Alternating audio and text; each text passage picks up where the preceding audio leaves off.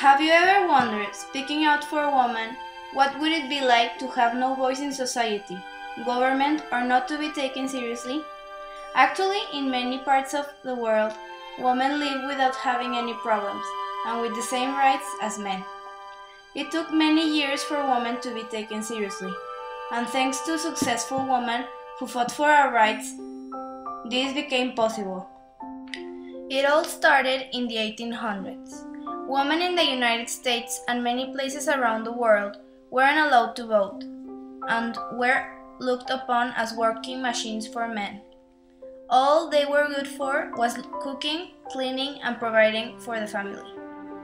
The battle to eliminate the discrimination of women has been an ongoing issue since the 1700s, but it has been a huge change during the past century, and it has changed many lives of women. Women's fight for rights started on the East Coast, and as time passed, it started spreading out.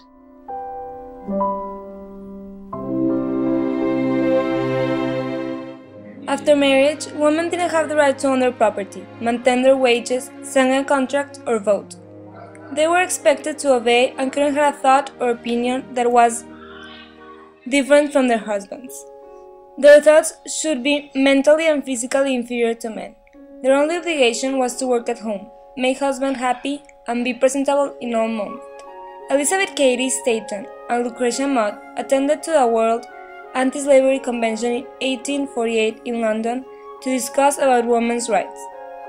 But no one paid attention to them, so they decided to hold their own convention to discuss the social, civil, and religious rights of women. They joined other women and formed a convention in Seneca Falls, New York. For many years, women took action using several strategies trying to be heard.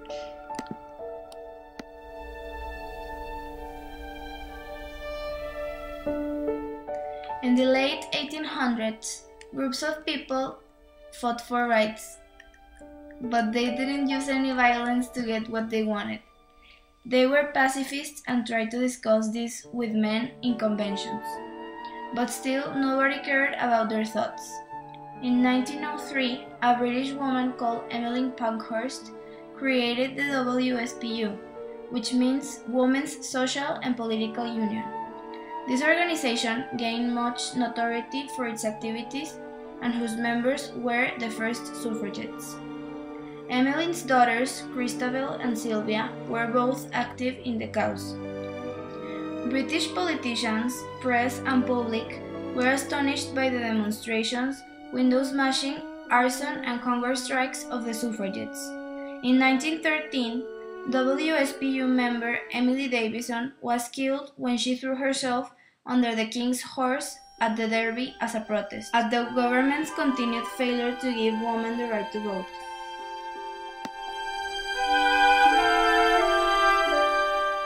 Woodrow Wilson was the president during the women's suffrage. On 1917, a small group of suffragists led by Alice Paul and Lucy Burns were screaming outside the White House urging Wilson to support a constitutional amendment to give women the right to vote. At first he didn't take it seriously because he thought this movement wouldn't last long. He just tipped his hat and smiled to them. He even invited them for a coffee.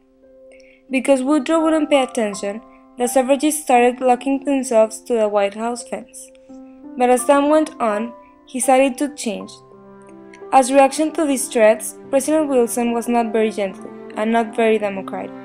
He began to lock up women in jail after radical things they did to protest. He said their methods were unfeminine, unpatriotic, and insulting.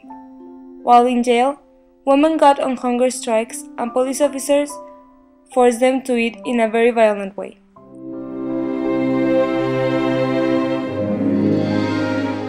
There were other important women who contributed for this cause, like Margaret Fuller, who was an American journalist, critic, and women's rights advocate associated with the American feminist movement. Her book, Woman in the 19th Century, is considered the first major feminist work in the United States. Another woman was Susan B. Anthony, a prominent American civil rights leader who played a pivotal role in the 19th century women's rights movement to introduce the women's suffrage into the United States. She was co-founder of the first women's temperance movement with Elizabeth Cady Stanton as president.